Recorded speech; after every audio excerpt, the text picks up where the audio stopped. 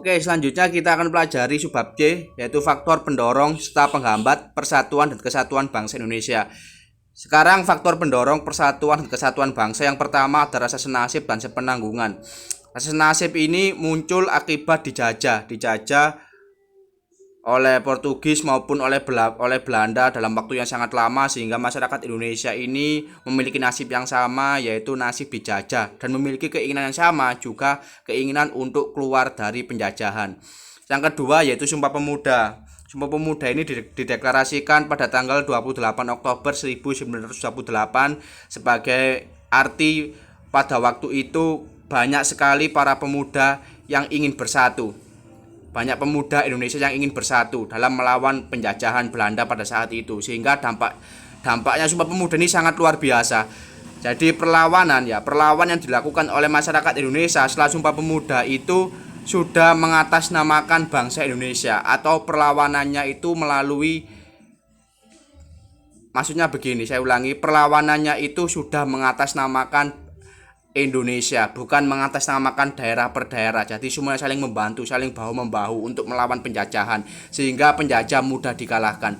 Yang ketiga yaitu rasa cinta tanah air. Rasa cinta tanah air ini dibuktikan dengan perjuangan merebut kemerdekaan, juga perjuangan dalam mempertahankan kemerdekaan ketika ada agresi militer oleh Belanda, dan juga ada sekelompok orang-orang yang mau memisahkan diri dari Indonesia atau yang mau mengganti ideologi Pancasila, dan juga dibuktikan dengan mengisi kemerdekaannya. Dari kita siswa, semua masyarakat sekarang mengisi kemerdekaan dengan hal positif, dengan lomba, kemudian membanggakan nama baik bangsa Indonesia. Lah, ini juga namanya rasa cinta tanah air. Selanjutnya yaitu rela berkorban. Rela berkorban ini dibuktikan oleh banyak pahlawan bangsa yang telah gugur di medan perjuangan. Tak peduli membawa senjata bambu runcing melawan senjata api dari Belanda atau senjata yang lebih canggih dari Belanda, tetapi masyarakat pada saat itu, para pahlawan ini rela mengorbankan dirinya supaya Indonesia tidak dijajah. Lah, ini namanya rela berkorban, perwujudan sikap rela berkorban. Selanjutnya adalah yang kelima, konsensus nasional. Kesepakatan atau konsensus nasional dalam perwujudan proklamasi kemerdekaan Pancasila dan Undang-Undang Dasar Negara Republik Indonesia tahun 1945, bendera merah putih, lagu kebangsaan Indonesia Raya, bahasa kesatuan bahasa Indonesia. Jadi ada 4 unsur. Saya ulangi lagi, pertama ada Pancasila, Undang-Undang Dasar, bendera merah putih, lagu kebangsaan Indonesia Raya, dan juga bahasa kesatuan bahasa Indonesia. Selanjutnya ada simbol kenegaraan. Lah, simbol kenegaraan ini dalam bentuk Garuda Pancasila dan semboyannya Bhinneka Tunggal Ika.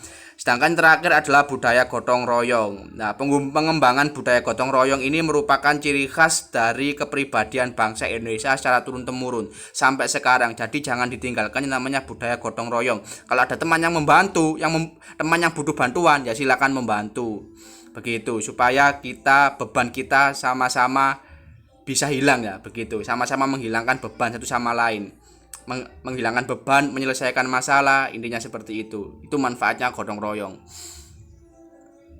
Sekarang faktor penghambat persatuan dan kesatuan. Pertama, ada masyarakat Indonesia yang heterogen. Heterogen ini beraneka ragam dalam faktor kesukuan, faktor kebudayaan daerahnya, bahasa daerah, agama yang dianut, ras dan sebagainya. Nah, jadi bermacam-macam, beraneka ragam. Jadi jangan sampai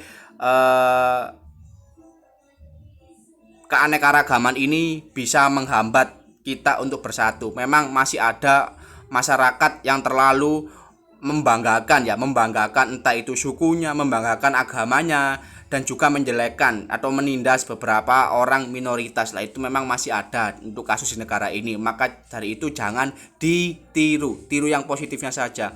Selanjutnya yaitu wilayah negara yang begitu luas. Lah, Indonesia ini wilayah negaranya begitu luas, apalagi luasnya ini lebih didominasi oleh lautan. Jadi ini juga bisa menjadi faktor penghambat karena terpisah-pisah. Untuk pergi ke daerah yang satu ke daerah yang lain antar pulau itu membutuhkan waktu yang relatif lebih lama. Iya cepat tapi naik pesawat lah. Kalau pengen cepat naik pesawat tapi pesawat itu mahal. Tidak semua orang bisa menjangkau harga naik pesawat, harga tiket pesawat. Jadi makanya ini yang bisa menghambat faktor persatuan dan kesatuan karena luasnya wilayah Indonesia yang terpisah oleh lautan.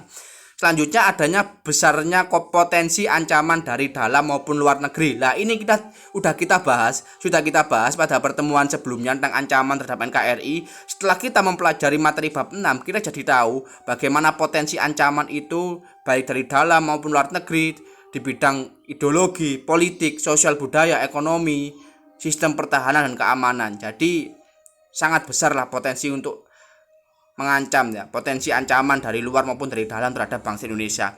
Yang keempat yaitu besarnya ketimpangan dan ketidakmerataan pembangunan. Lah karena wilayah yang begitu luas, kemudian juga banyak pulau-pulau terpencil, memang kita sadari masih ada namanya ketimpangan dan ketidakmerataan pembangunan. Jadi antara di Pulau Jawa dengan Pulau Nusa Tenggara Timur itu memang berbeda, jauh lebih modern di Pulau Jawa. Lah ini memang kondisinya seperti itu. Tapi sekarang pemerintah sudah berupaya semaksimal mungkin untuk meratakan pembangunan ya, untuk membuat pembangunan secara merata dengan berencana membangun ibu kota di Kalimantan dan juga membangun banyak sekali ya, bukan beberapa tapi banyak sekali infrastruktur di berbagai pelosok Indonesia seperti di Papua, termasuk di Nusa Tenggara Barat juga mau dibangun sirkuit Mandalika. Lah ini salah satu contoh bahwasanya pemerintah sekarang ini serius untuk menciptakan pembangunan yang merata sehingga meminimalisir adanya ketimpangan sosial.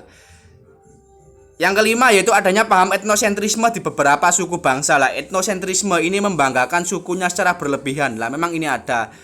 Makanya di sini jangan sampai kita berlebihan membanggakan suku kita, misalkan Jawa.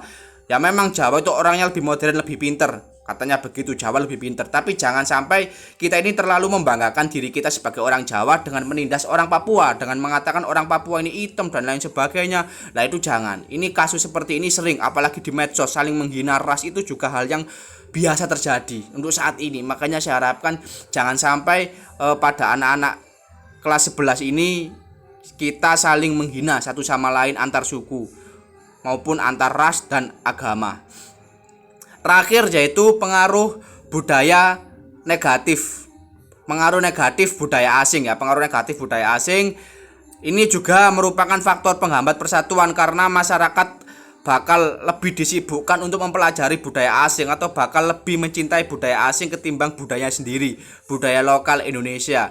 Nah, ini salah satu faktor penghambat persatuan kesatuan bangsa.